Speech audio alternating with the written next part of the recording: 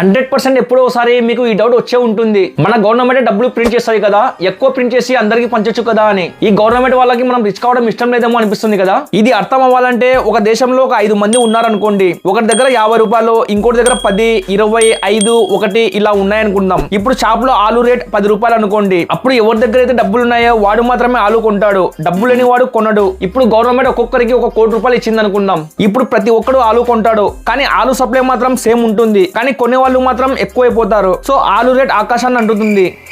నాకు తెలుసు మీకు అర్థం కాలేదని సింపుల్గా చెప్తా. మీరు ఒక వాటర్ బాటిల్ 10 రూపాయలకి అమ్ముతున్నారు.